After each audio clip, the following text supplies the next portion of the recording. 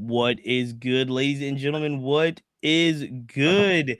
It is Monday night, so you know what that means. We are back. That's right.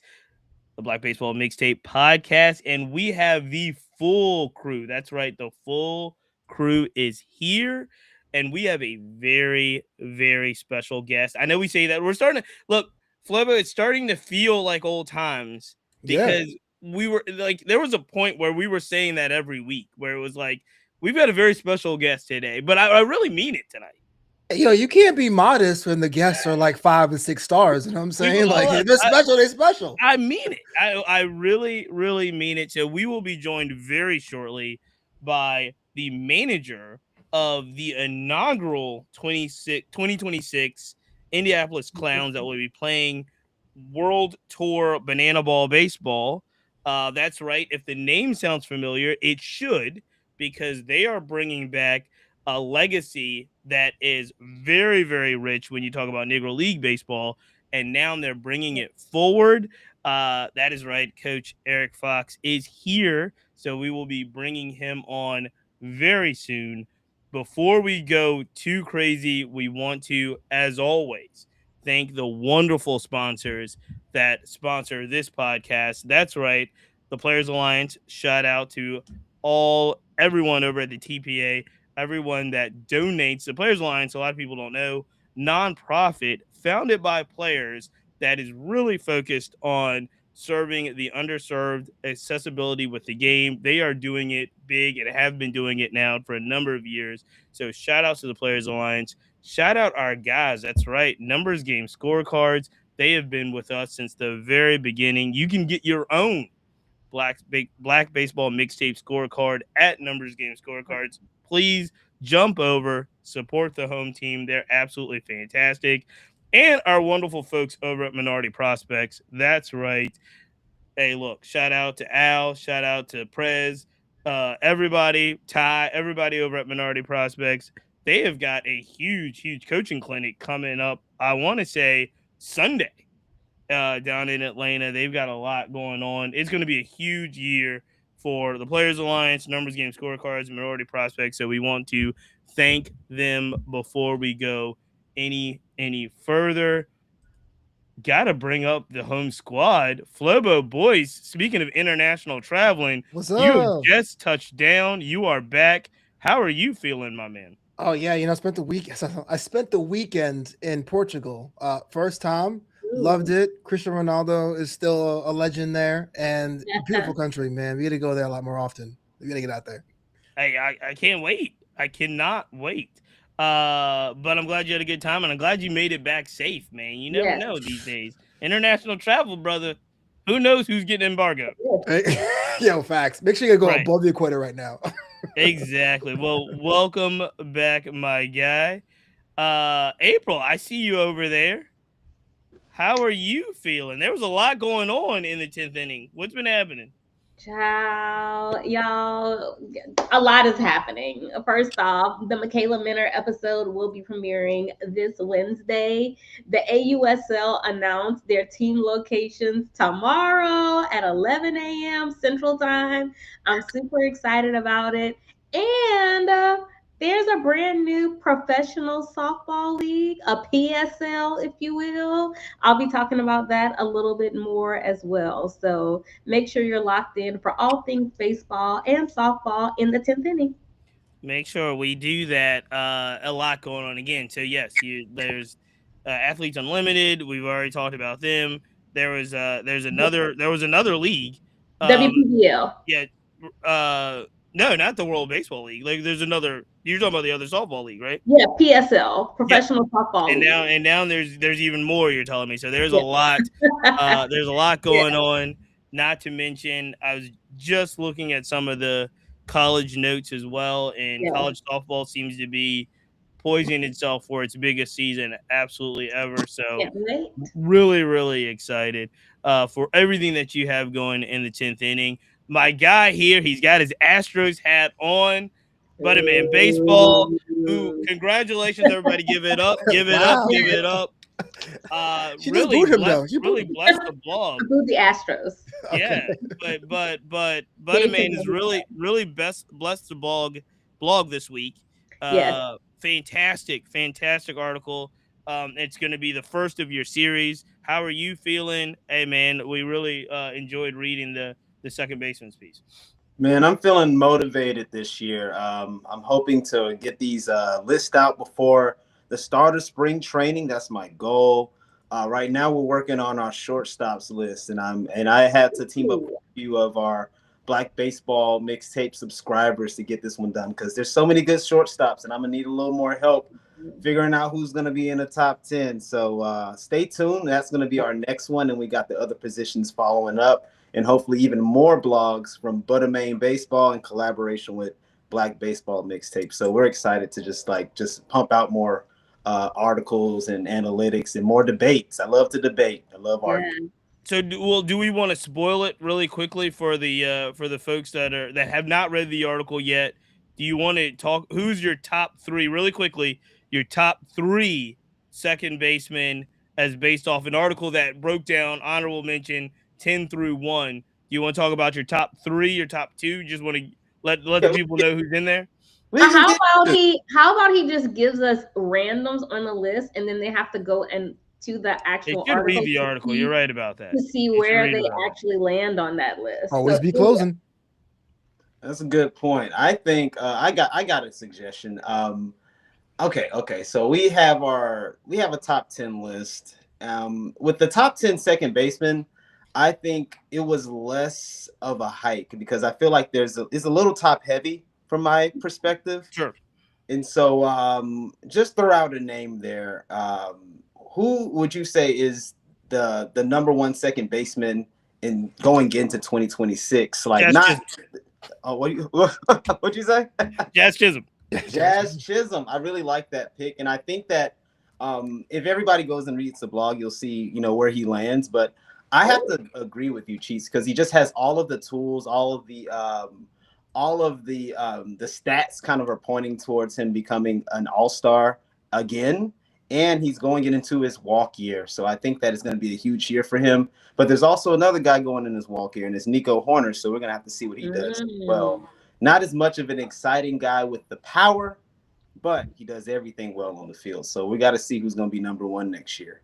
Well, look, you did a really great job. I know it's the first of many, and I'm looking forward to a lot of things that are happening on the blog and on our brand new Substack. Ladies and gentlemen, if you have not been following, Black Baseball Mixtape launched a Substack, I want to say a little bit over a week ago. I know what you're thinking. We give just about every bit of information we can for free, including this podcast. However, there are some things that is available on the Substack. And the other thing I'll let you know is a lot of folks have asked us over the last 4 years, how can you financially support the effort? Everything we've made absolutely free. This is really the only way. A paid subscription to our Substack is encouraged, and it really is a way to keep financially supporting this operation, if you will. And so take it out, check it out, consider it. I hope you do. Free subscriptions are great as well on Substack. We're growing that platform, so make sure you check that out. One of the things that has just been released on Substack, and that I think only on Substack, and maybe podcast audio, is a podcast episode I recorded with a Felina from And They All Went to the Ballpark Substack, and it is our breakdown. It's about an hour podcast discussion all about Alex versus A-Rod, the HBO original documentary that features obviously Alex Rodriguez. It's 3 parts. It is a mess. That's all I'm going to tell you. It is a mess. Oh, it's not a mess at all. It is a mess. We can fix it in we're not post. gonna, look, you're going to have to go to the other podcast. We're not going to relive it, but it is a mess. We can fix it in post. We no, not the podcast. I'm talking about the 3-part documentary is a mess. Oh, yeah. Well, can't fix that. Yeah. Yes, A-Rod is searching, and I love it. I love every minute of it. Shout out to this lid here for folks that may not know. CC Sabathia designed. There you go. CC Sabathia designed. I did not buy a Yankee hat until CC Sabathia was inducted into the Hall of Fame, or got the call for the Hall of Fame, and now I own like 5, and they're all like CC logoed. So Hall of Fame logoed or CC logoed. So, well, ladies and gentlemen, with that check in, with no further ado, I want to shift gears and bring in a very, very special guest, because Flobo. I'm not going to put him on the spot. Please put me on the spot. Do it. Put me on the spot. Come on. I feel like Flobo Boyce and I have had conversations since the beginning of Bannana Ball really, really taking off. And I feel like probably both of our opinions have changed about its place in baseball, what it means kind of in like societal, like where this fits for either a baseball purist, someone that loves entertainment, someone that loves the game.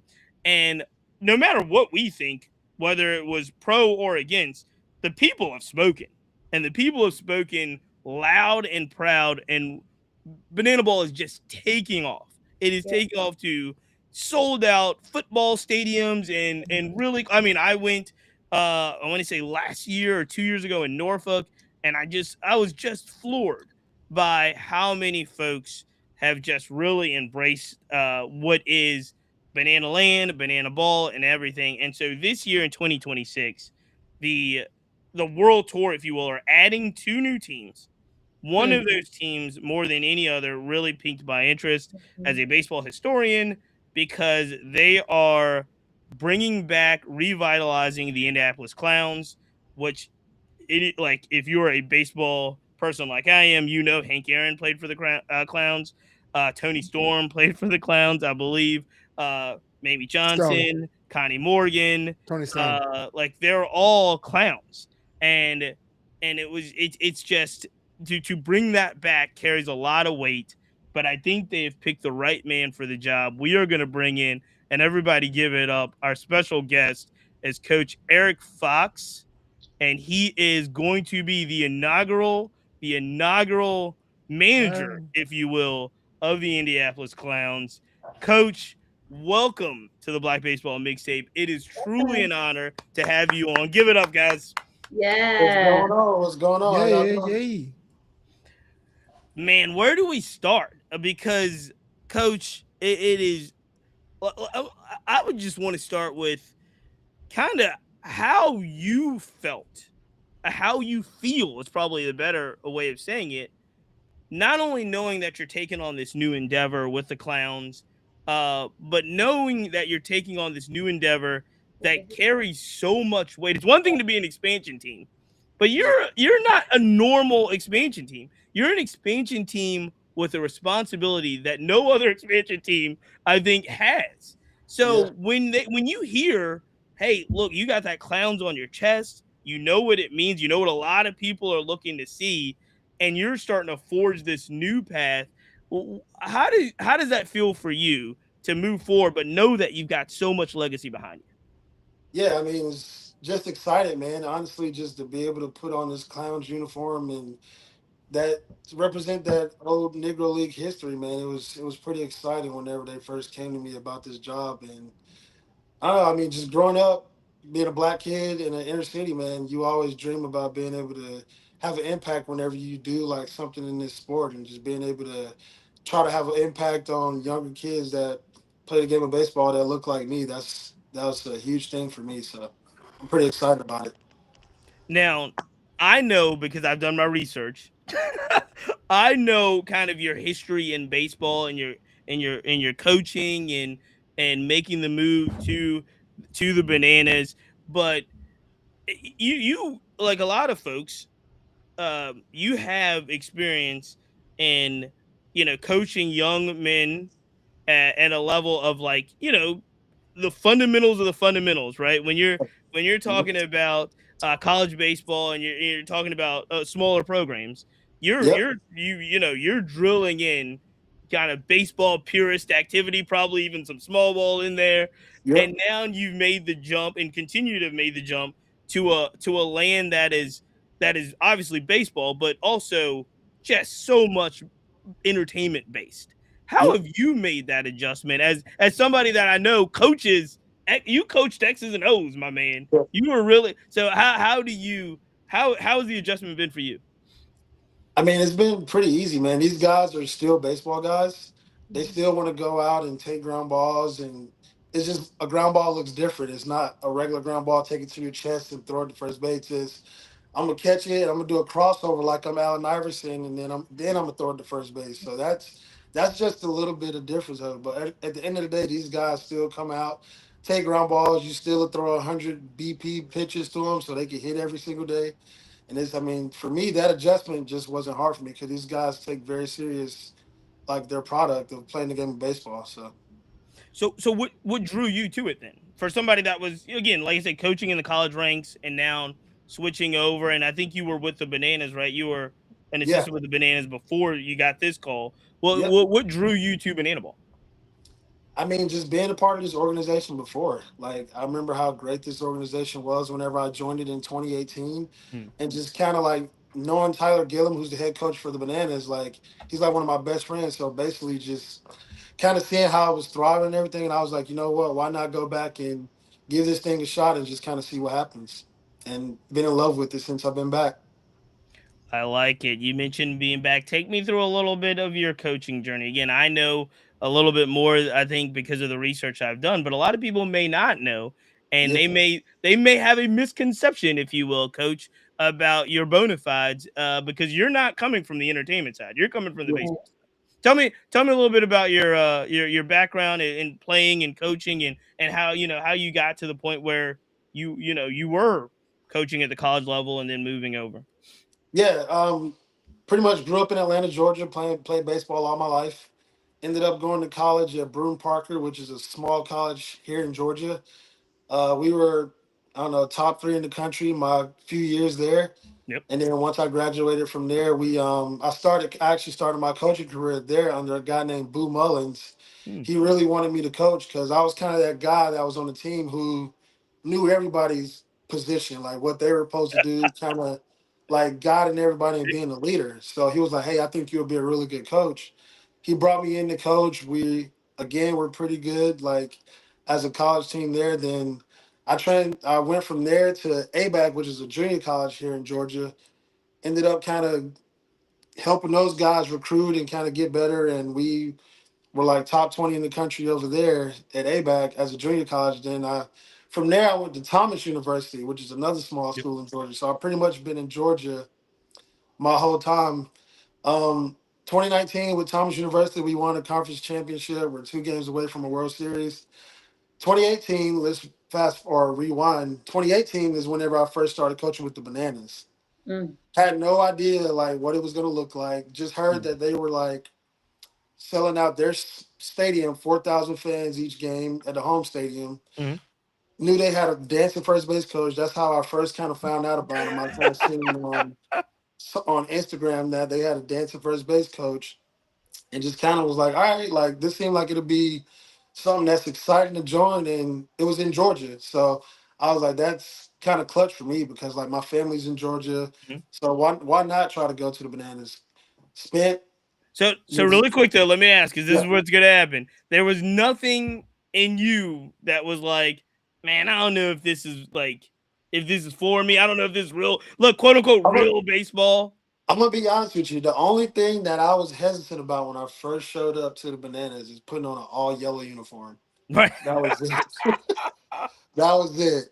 I But feel you. once I put it on, I was like, dang, like This is I it. look good. I look good in yellow. Wow. Like I I Wow. just like hey, it. what's funny is I saw a post the other day and it was showing like little Boosie at the Hawks game with a yellow sweater on. Mhm. And they were like, dang, like black people look good in yellow. And in There my you head, I'm go. thinking like that was my same thought whenever I joined the Bananas in 2018. Like, damn, this yellow look good on my skin. It's So popping. It's yeah. popping. There you go.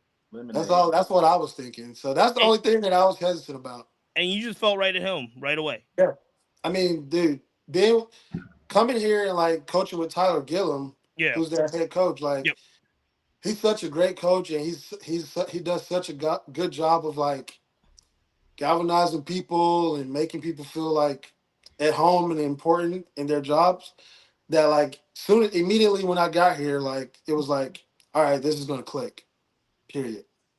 So when was the first time you heard about even the idea of the Clowns coming back and being a part of Banana Ball?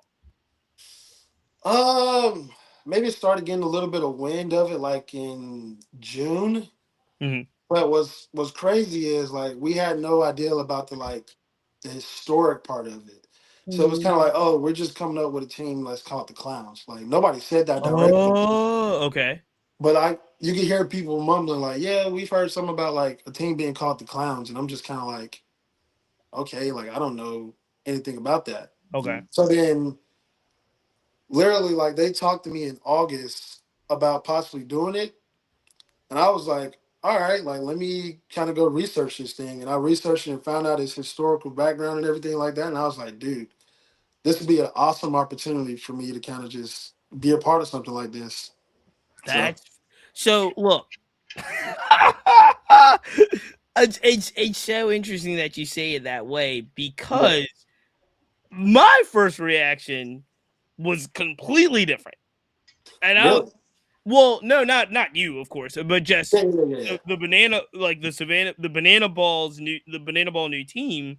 They were going to name the new teams, and they were going to take on the Indianapolis Clowns. Yeah. And I was like, Whoa, I was like, I don't know, I really don't know. And you know what pushed me over the top, which I'm sure pushed a lot of people over the top, is Bob Kendrick. yeah, When Bob Kendrick was like, "No, we're good. Like we're yep, locked in," then dude, we're fine.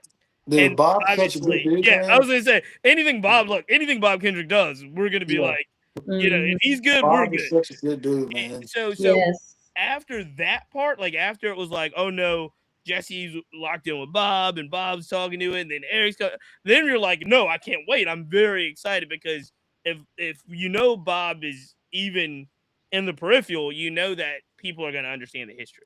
Yeah, And dude. that was my So fear. I was just at that coaching convention this past weekend, and I met a lot of black coaches that asked me about that, and they Yeah. were just like their first initial reaction to it was like, "Whoa, like Yeah, what yeah. is this thing? No, What this is this thing going to look like?" So right.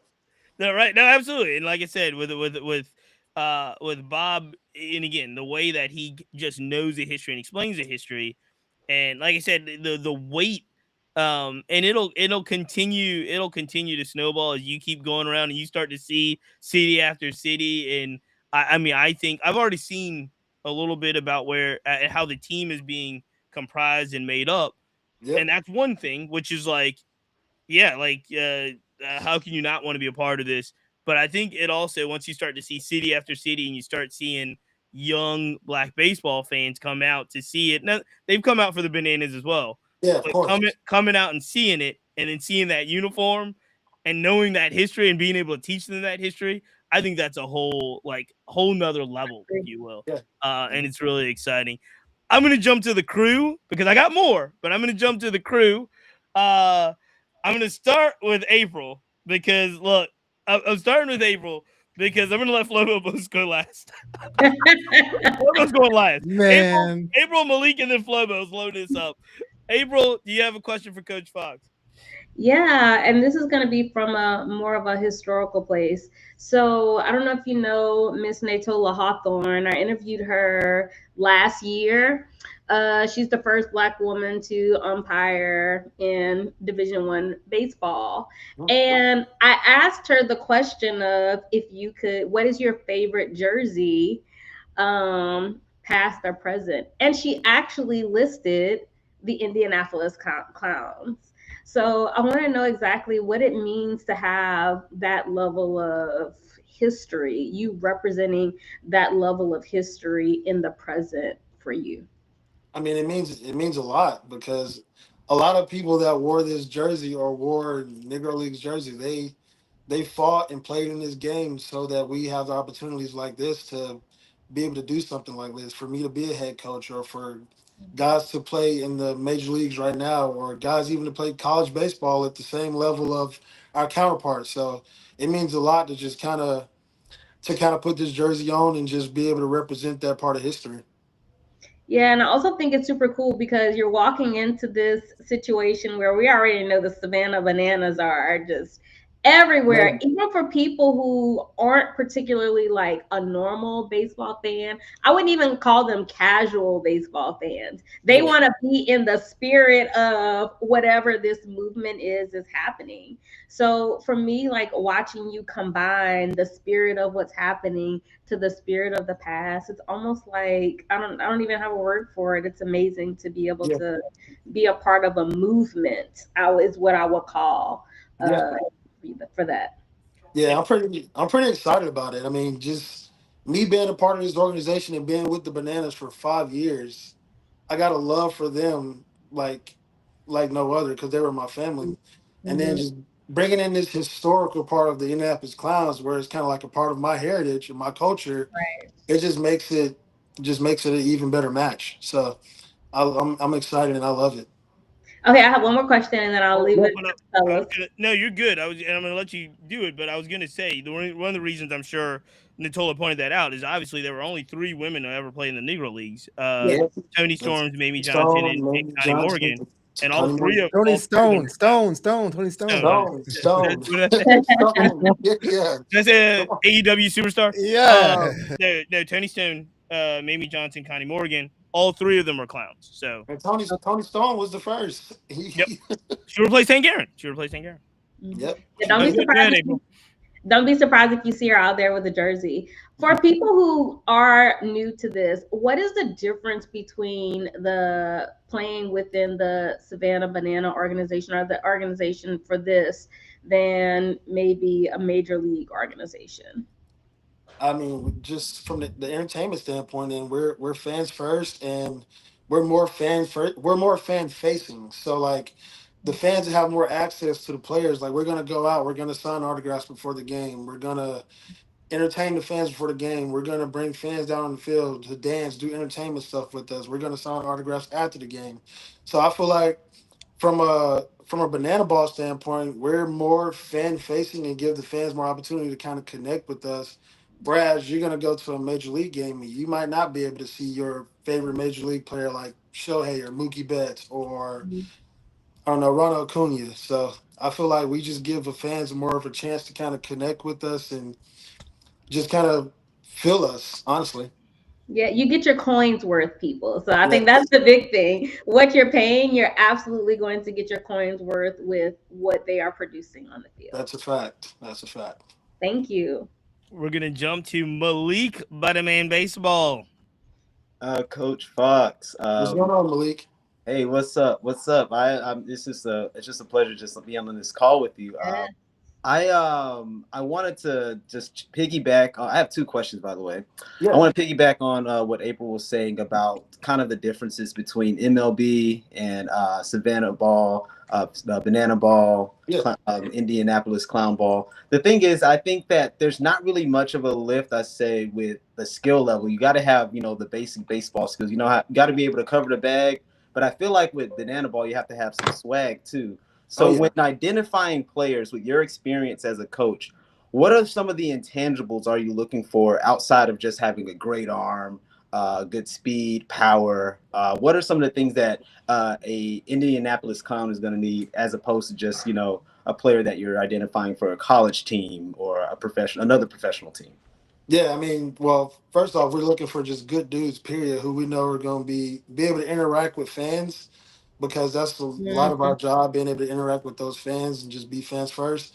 And then we're looking for guys that are just entertaining. So like before we even do a workout, like all these guys that get on camera, like from one of our ops guys, and we'll be like, hey, like, what's your special talent, or what's something you could do just to kind of get them in front of a camera to like kind of bring something out of them, because like baseball players, like we're probably the most chill. Like we're not Mhm. going to be flamboyant like that unless we hit like a home run or something like that. Like we're not going to get out there and just show off the swagger. So you got to kind of bring it out of guys sometimes. So the first thing we do before they pick up a ball is like, hey, let's see what they do entertaining. And then once they finish doing that, we break out into a line and do like a dance, which our famous "Hey Baby" dance that we do. Y'all might have seen it. Yep. We'll have them do that before we pick up a ball or do anything. So we try to get that entertainment part out of them first, so we could just kind of see like, all right, who's going to kind of go out and not be too shy to do this thing. I appreciate that. And then you mentioned the fan experience is something that you all are focused on. And me being a fan, I'm just going to say anytime I see a player like Ryan Howard, I'm going Right. to be awestruck. Any player, actually any player, I don't even know what to say. I kind of freeze up. So how is it being, in the same room with Ryan Howard, I mean, how is it just being near him and as a coach, being on a team like this, and with him having as much swag as he did in his career? How do you think that kind of translates to the Clowns? Man, just being around Howard and just talking to Ryan like that, dude, it's unbelievable. Because I was a guy that grew up, and in his era, he was a guy that was crushing my team, which is the Braves.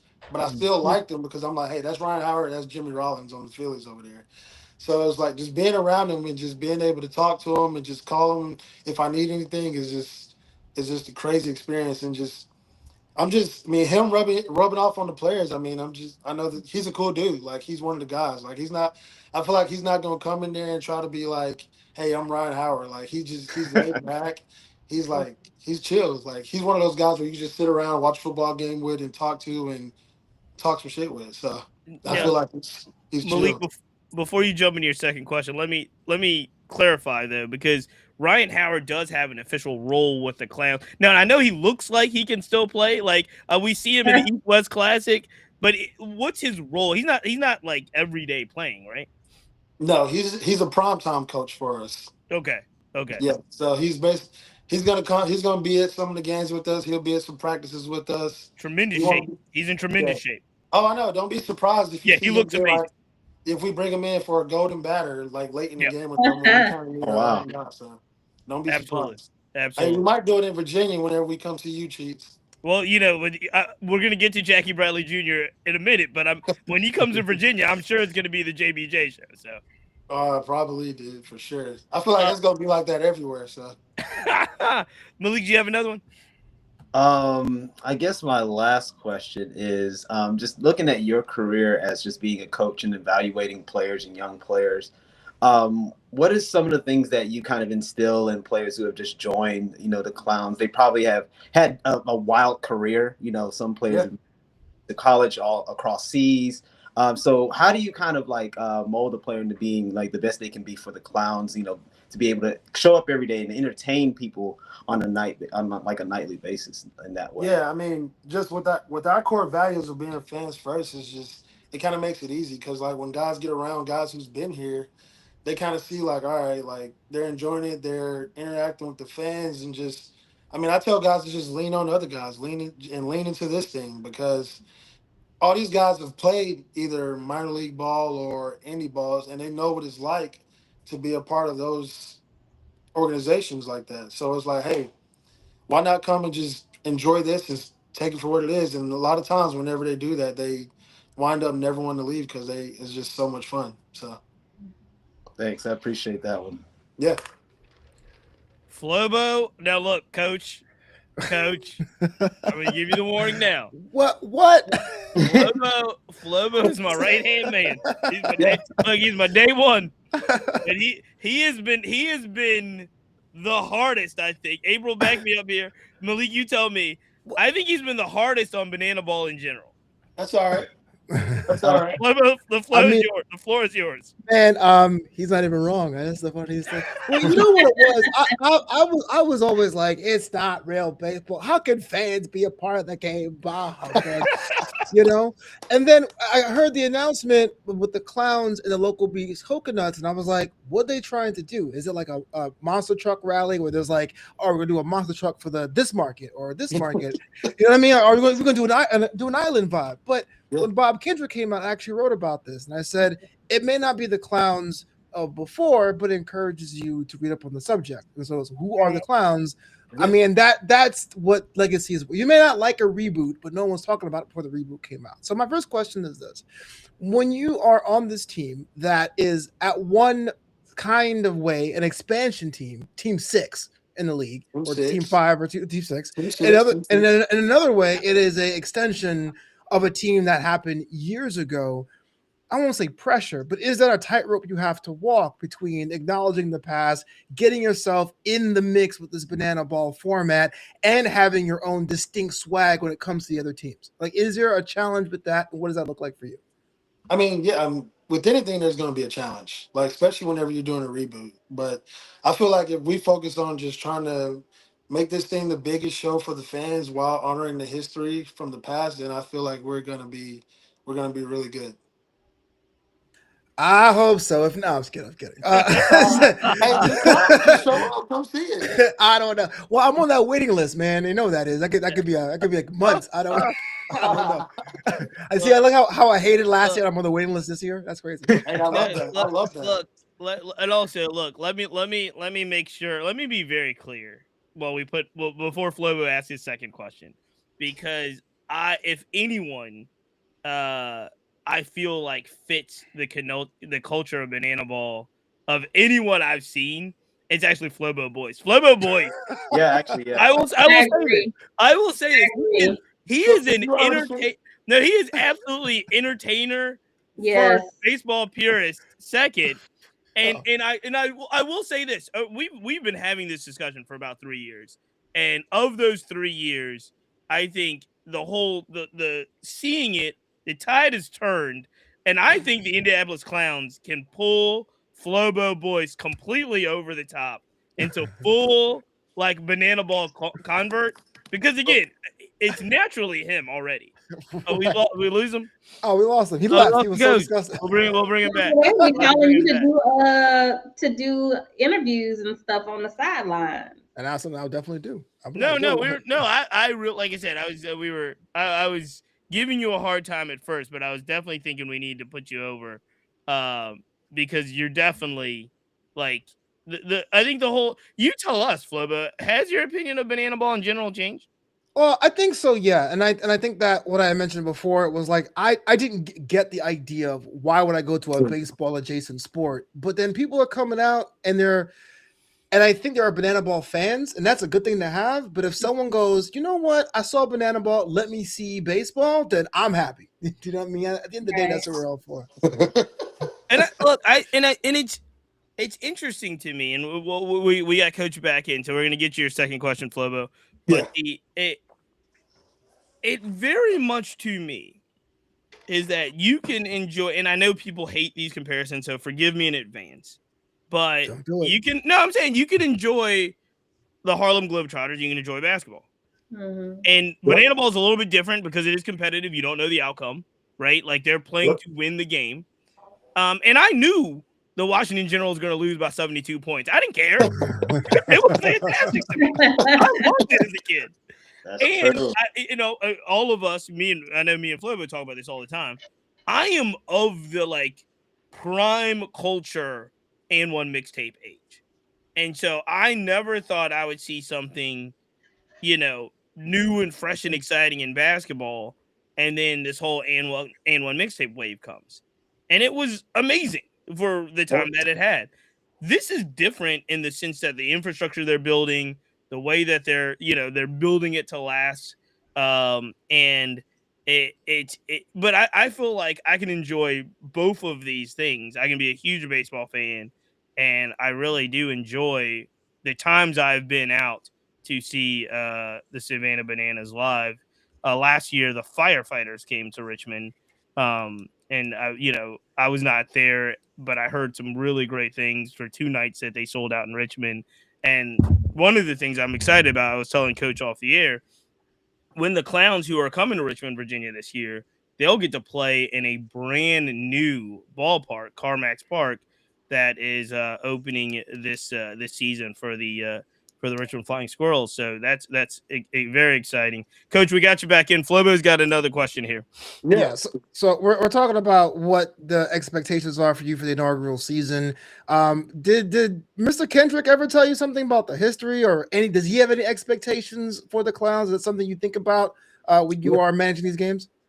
Yeah, so I mean, whenever I went up to the museum this past December, one of the questions I asked him, I was like, "Hey, what are you looking for whenever you see this thing happening with us, or what is your expectation for this?" And it's just him bringing awareness to to the Negro Leagues. That was like one of his main things, like bringing that awareness, because a lot of people don't know about it. There's not a lot of, like, this world lives off like social media and videos and stuff like that, and there's not a lot of video about the Negroes League like that. Like, there's books that you can read about, but there's not many people reading books these days. So he was like just Dang. bringing that kind of awareness. I'm right though, right? You're not lying. You're I not mean, lying. you're right. Speak for yourself. Somebody know I know, but I mean, Bob. Like, I mean, you might listen to more, you might hear more audio books or Yeah. something, but those historical books are kind of like taking the back end of it. So it's like he just want to bring that awareness to the Negro Leagues and just make people aware of it. Honestly, that was his main thing. The funny part about this, and Coach, there is a lot of what you just said is one of the reasons why our platform is here. Mm-hmm. And Bob has done something over the last couple of years that we talk about all the time, because, and he didn't know it at the time that he was doing it, is that he put Negro League Stories in MLB The Show. Oh yeah. And by putting Negro League Stories, this is their third year now, and they've got I want to say they got like a 6-year contract to do this, but this is their third year of having Negro League storylines in all of the video game MLB The Show. And when I tell you, my son now, who's 11 years old, knows more about the Negro Leagues at 11 than I ever knew at 11, because it's in the video game. Yep. And See, that's got my look, that's got my wheels turning. dude, and I've got to didn't ask even know. you. I haven't played video games for real in like, I don't know, 3 or 4 years, and I had no clue about that until like recently. It's So. changed a whole slew of kids that play the game from ages, I don't know, from when you start playing video games until, all the major league guys still, they're just, when they get done with their workouts, they're playing video games. Yeah. Some of them are playing, they're all on there. Trust me. Yeah. Playing with themselves. Malik will like it. Like, they're all there playing themselves. But it got my wheels turning. And I was like, it's inevitable that I think that you're going to see some level of Savannah Bananas in a video game. Like, I don't know when, but it's got to be, I mean, it's got to be one of the next steps. Hey, that'd be awesome. That'd be awesome, man. To be able to see some of these guys for sure. Let's have some fun really quick before we. Nicola is in the comments. All right. Let's have some fun before we get you out of here, because you look, fans first. Bannana Balls and the Indianapolis Clowns are all about fun. Yep. Who do you think, throughout the course of history, you don't have to talk about currently right now or so forth, but think about your upbringing. Who do you think was the most swaggiest player in your list? Who's got the best babs? Yeah. Can I pick 2? Yeah, you can pick 6. All right, I'm gonna pick 3. For me, it was Griffey, it was Sheffield, and it was Bonds. And Griffey, because he had the freshest shoes, and then you got Bonds because he had that cross earring. Yes. And then everybody knows Sheffield with the bat wag, man. That look, honestly, growing up in my era in the 90s, dude, I feel like that was the best time of baseball. Yeah. Especially for us, for Black Americans. Yes. Well, I was gonna say, you named 3 players, but you grew up with the 90s Braves. And I'll never forget, I had Dave Justice. I had Dave Justice on a podcast once, and he ran off without even thinking about it. He ran off like 7, 8 African Americans that he played with in Atlanta. And he was just like, like growing up with the Braves in the 90s, I feel like where I grew up in Atlanta, because we saw those teams of the 90s Braves, like baseball was really thriving in that Atlanta metro area at that time. And then, of course, as it continued to fall off, like, because the numbers for Black Americans is going down in the MLB, like, of course, you see that number dwindle down in Little League sports. Right. So, but yeah, the Braves, yeah, it was unbelievable. Yeah, well, so really quick, though, because, I mean, there was Ron Gant, there was Terry Pendleton, there was Dave Justice, there was, obviously Otis Nixon. Otis Nixon was there. I mean, Jermaine Brian Jordan, I think, was a little bit around that time as well. Deion Sanders played for the Braves. You know that. Yeah. What was it about? Like, you're talking about that growing up in that era with that team. But what is it? You said you were a Braves fan. What was it about that team, those teams? Because they've got the one World Series, but they went to about 4 of them. This was Glavin Smoltz, Maddox was in there, Javi Lopez. Like, what was it about that team and in you being in Atlanta? I mean, it was just seeing just guys that look like me and actually winning at something. Honestly, like, dude, the Braves were so good, and like a lot of their players were black, and that just made it just unbelievable to watch. And then it made every kid in the neighborhood want to play baseball. Like I remember growing up, every one of my friends, like all of them, played baseball. That's great. That's just it was. Go ahead. I also think that they were commercialized well at that Yes. time. So we like the way we see black players in the 90s for a team like that with that many to be commercialized the way that they were just completely set it off. Yeah, like for me, growing up, baseball was so big in my community that I never really saw white baseball players until I got to like 14 years old. Are you So, serious? Wow. for real, like Oh, we had our own league. Like it'd be either from like Redan Park to Gresham Park to yeah. Forest Park to Oh, Miller yeah. Grove Park. I Look, mean, don't get Alex Way started on Redan. Like, look, shout out to one of our sponsors, Minority Prospects.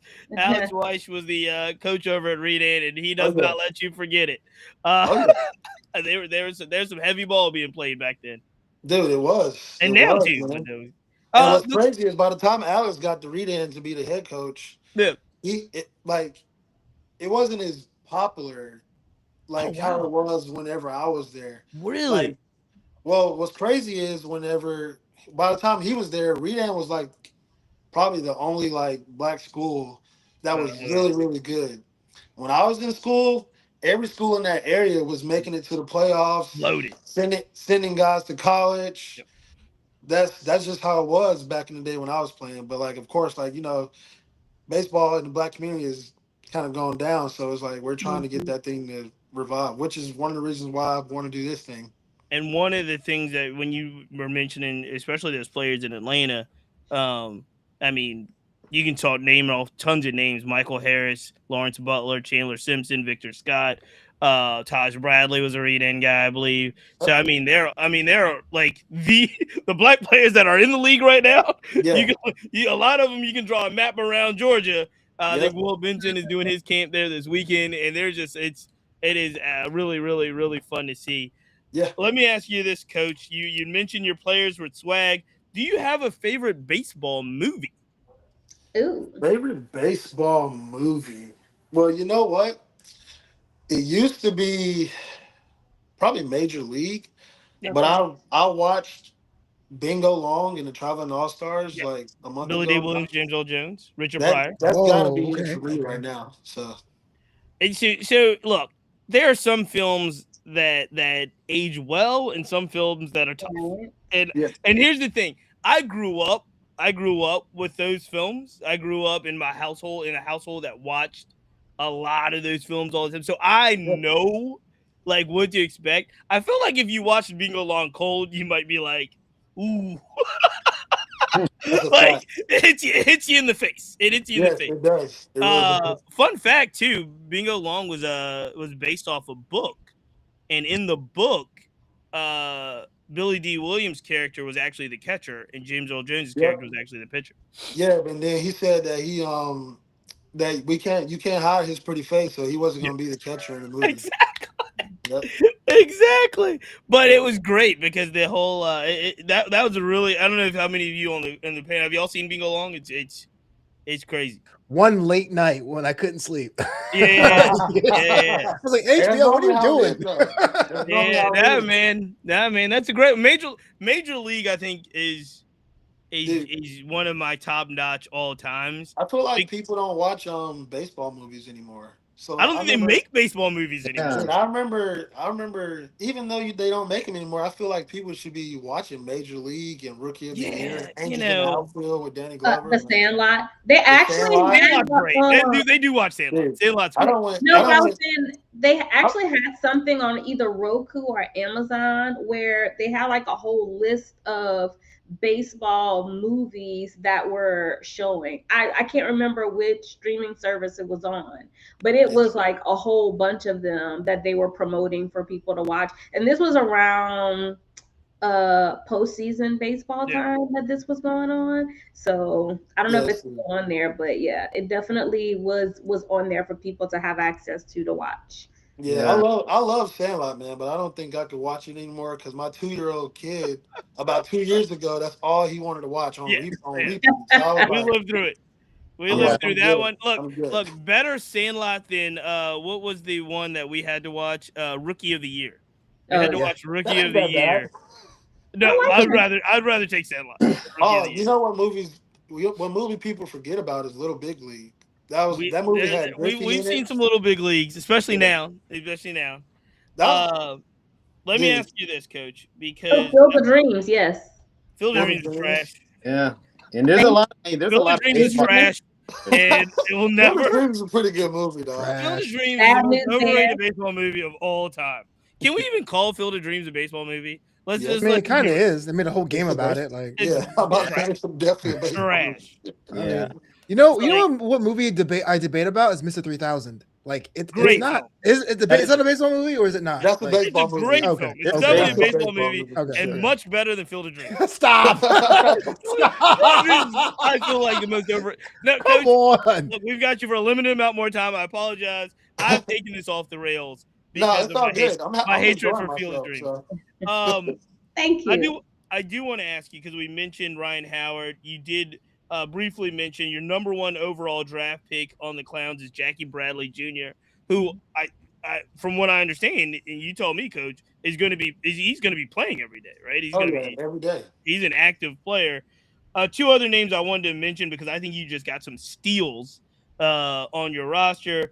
Prime is a player that Oh I yeah. saw play and do everything. I think the game I saw him in Norfolk, he played first base, he pitched, he might have Yep. hit a home run, he did all kinds of things, and just an amazing player. And then the fastest man in baseball seems to have came over as well. So you're accumulating current talent that obviously Jackie Bradley Jr. is a whole different story. Yeah. Ryan Howard, you mentioned, but also players that have played in Banana Ball are now coming to the Clowns. Some of them by draft, seems like some of them by choice. How are you making this roster? Man, so the whole Jackie Bradley thing, man, is just kind of came last minute. Honestly, like Okay. he decided like the day before the draft that he wanted to do it, and I mean, I was like, all right, I know who's my first pick's going to be because originally my first pick was going to be Carell Prime Yep. because he's a guy that's a veteran in Banana Ball who also was a top prospect in the Rockies organization. Mhm. So it's kind of like that's a no brainer, and he was a good clubhouse guy. So just being able to get him and Jackie Bradley was just kind of like, all right, that's kind of solidifying like that clubhouse piece from, all right, I got a guy who's been in this banana ball thing and he got that experience from that side of it as well as minor league experience. And I got that major league player from Jackie Bradley Jr.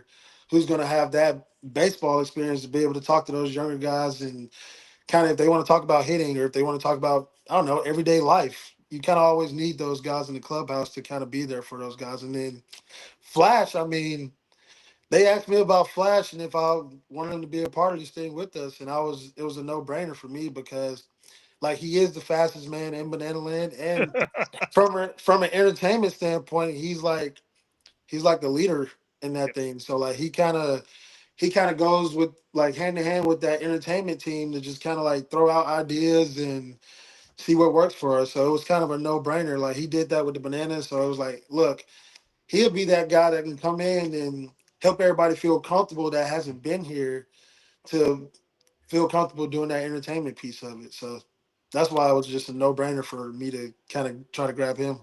So give me a name. Give me a name that we haven't mentioned that we may not know who you think is going to take this Banana Land season by storm.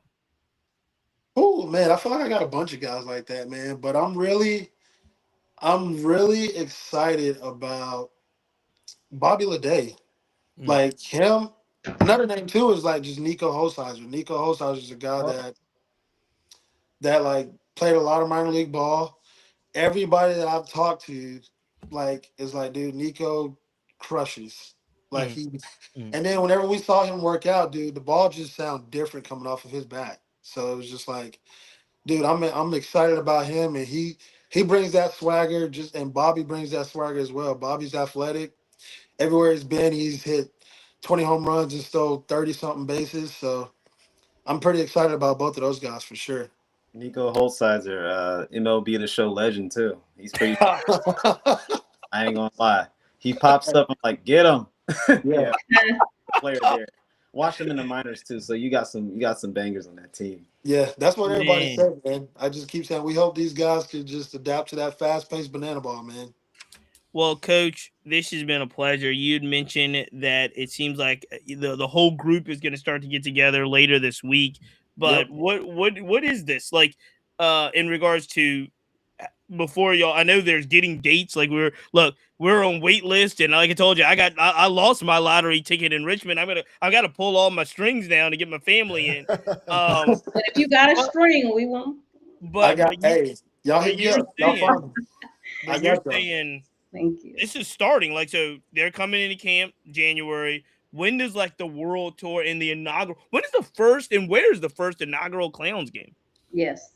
February 27th, Tallahassee, Florida, at Florida State Baseball Field. Okay. All right, at FSU. Yep. All right, I might have to make a mental note. We might have to make a note. See what we can do, guys. Right Hey, before the if WBC starts. y'all can't make it, at least watch us on YouTube. There it is, because it's going to be there, Coach.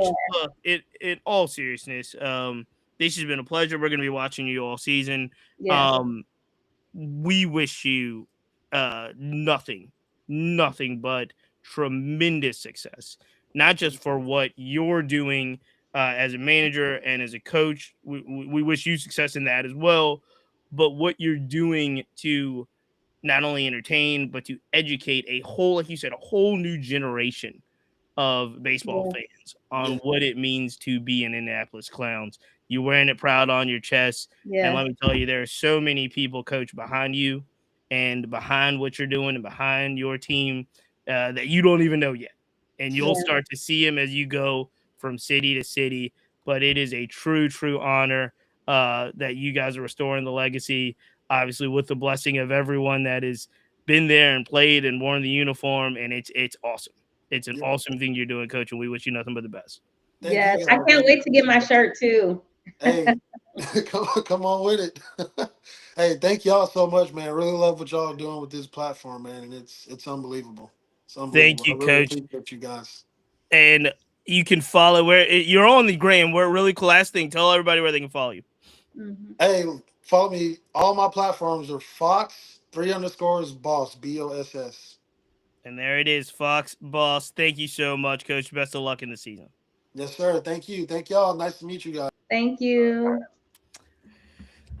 That was That's so crazy. exciting. Crazy. So exciting. Well, my voice was so well behaved. I So well behaved. what am I going to tell him? Like, man, the Clowns is that baseball, man. I'm on board. Buy me all the merch, man. Buy me all I the know. merch. I think we're all on board. Sign I me think we're up, all man. on board. No, seriously, I think we're all on board, and I'm dead serious about it because, and I mean it. There's a whole generation of kids Yes. that again are only seeing the Negro Leagues through MLB The Show right now, and now they're gonna see it through when the Clowns come to their town, right? And this is just an unprecedented opportunity Mhm. to teach folks that Hank Aaron played on this team Right. and Tony played on this team. I'm not even going to do it again. Connie Morgan played on this team. Peanut How do you think they Johnson do played that, on this though? team. That's my question. I know they don't want to turn into a museum and have packages play all the time, and they have to do the little two-step dance at the end of every inning. Sure.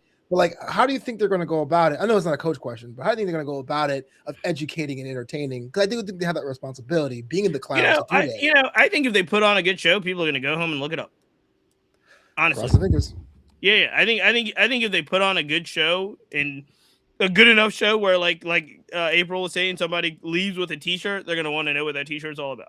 Right. And one thing I remember when, I don't know if you remember, Malik, whenever we were at the HBCU Classic last year, in between the games or when you're entering into the stadium, they would have Bob Kendrick talking on the TVs or on the monitors around. So that gives an opportunity to educate as well. Because while you're going to your seat, it's playing in the stadium for you to be able to have something to focus on as they're engaging. So I think that there are ways to be able to do it. But of course, anytime you see a shirt, you want to know exactly what's on it. Because, like I said, when Miss Natola mentioned it to me, I was like, well, I kind of feel left out. Like, I need a shirt too. Like, why don't I have this kind of shirt? Like, it's Black History. I got to have this. So, once this movement starts, one thing about people, especially right now, and especially in the age of social media, people don't want to feel left out.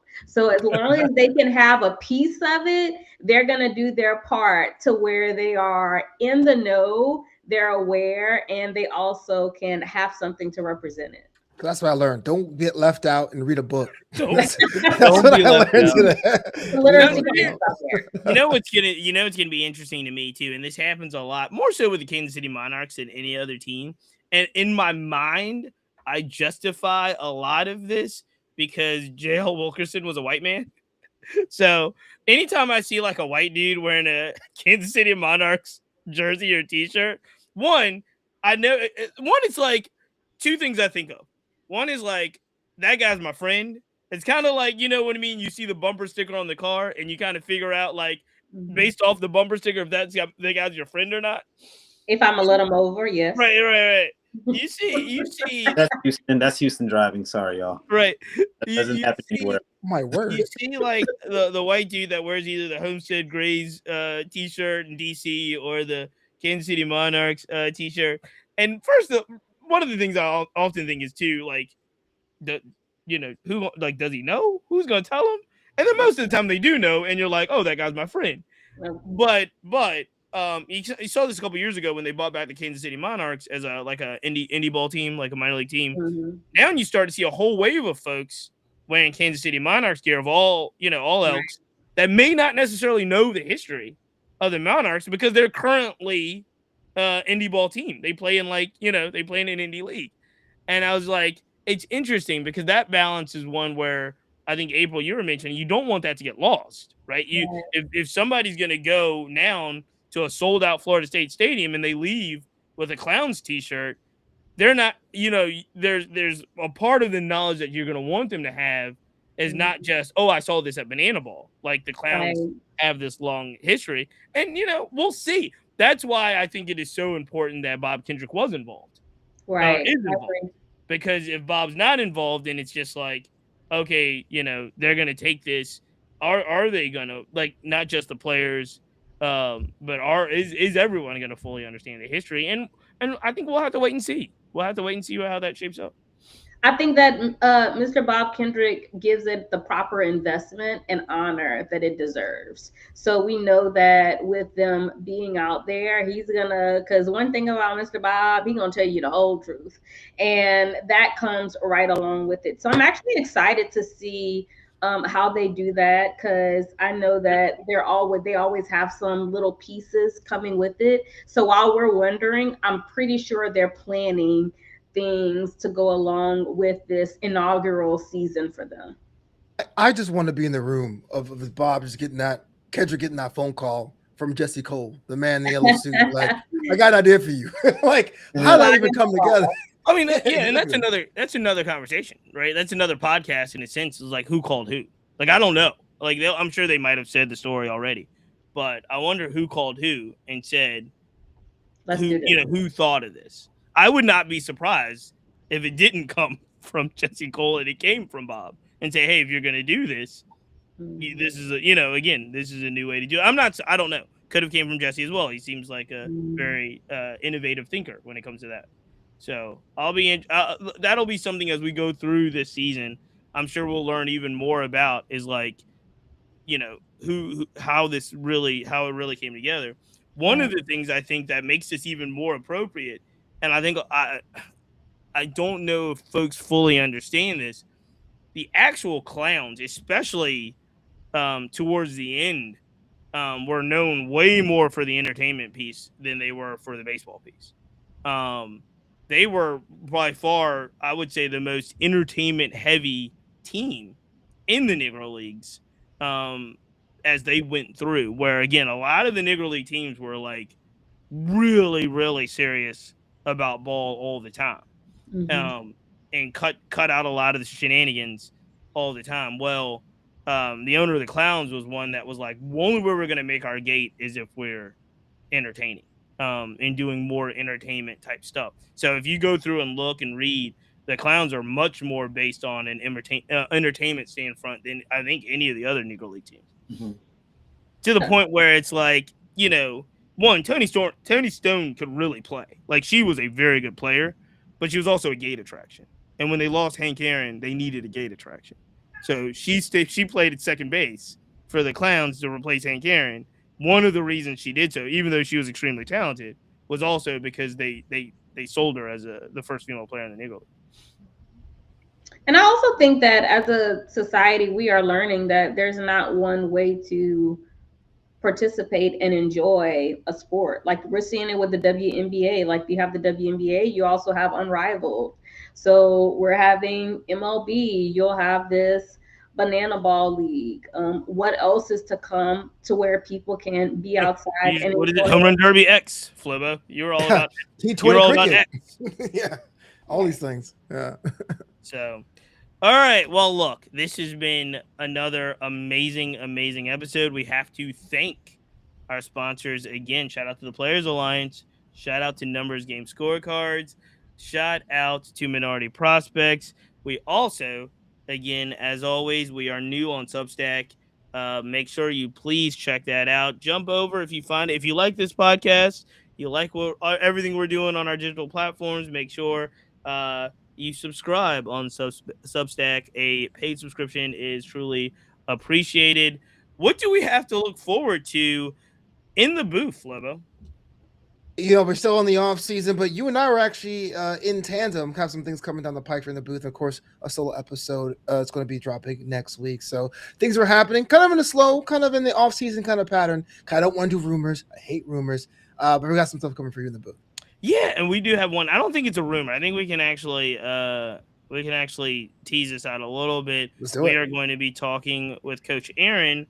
I don't want to butcher his last name, but it's Russelli, I believe it is. And he made waves, I want to say last season, he was playing JUCO. I want to say late 30s, 40s. Oh, he's a JUCO baseball player that has an unbelievable journey. Unbelievable.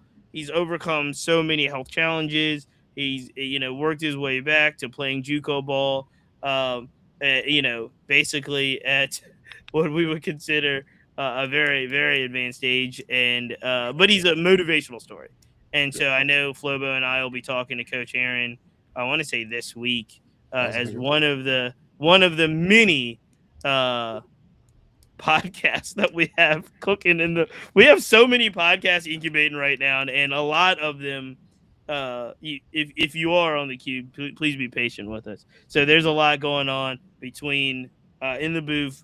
Obviously, what we're doing here at BBM. April, you've got some. You mentioned it. You got some new stuff coming in the 10th inning. Who's coming up on the show? Right, y'all. So the episode with Michaela Minner, it is already uploaded. So on Wednesday morning, you need to make sure that you are locked in to learn a little bit more about her journey from college to where she is right now, along with the WPBL. I'm also going to be hopping in a little bit more on my YouTube channel to talk about the PSL, the new professional softball league that will be entering in the 2026 year. I'm also going to be sharing with y'all the new AUSL locations that will be announced tomorrow. And then, of course, I have to let y'all know exactly my thoughts on what's going to be coming up within the college softball world, because we are literally like less than about a month away. So if you are not already tuned in and locked in, make sure that you do. And also how to be able to find some of these games, because many of you live in cities where you are near a baseball or softball facility, but you can actually go and watch these games a lot of times for free. There you go. Thank you. And make sure you check into the 10th inning. Bannana Baseball. What do you have coming up? Shortstops. You already told us you're working on shortstops. Well, What yeah, else is going on? we're coming in hot with that. So second base, top 10 second basemen are out. That's on Substack and on the Black Baseball Mixtape blog. So make sure you check that out. If I could give y'all a little bit of a teaser for the next shortstop article, Please I do. want to say I hope you're hungry, but don't be too hungry. That is my hint. What That is the? very- What the? And look, there's been a lot of player movements. We didn't even talk Yes. about. I haven't even had time to talk about Greg Yeah. Jones signing another minor league contract. So shout out to Greg Jones. Greg Jones. Greg Jones signed one. I got some quotes. I actually have quotes from players. We haven't even posted them or shared them yet, but I do have some quotes of players signing with some new teams. So hopefully we'll be able to get some of that stuff out this week. Man, there's a lot. There's a lot. Shout out to Byron Buxton, who just Yes. announced earlier today that he will be playing for Team USA in the World Baseball Classic. So look, tickets are on sale in some places. I think they go on sale this week everywhere. If you haven't looked for the World Baseball Classic ticket situation, shout out to our girl Felina, who we just mentioned on the Alex versus A-Rod. She was telling me like she's got tickets. I think she's going to Puerto Rico as a fan, but she was saying like you got to get those things as soon as possible. So Right. there is that, and we're just plugging along. So until Can I next also time, add something? Y'all, Buttermain has also challenged us to come up with our own list as well. So please make sure you are on social media watching so that we also can give our little tidbits on second base, shortstop, and other positions. Man, I hate being challenged. Hate it.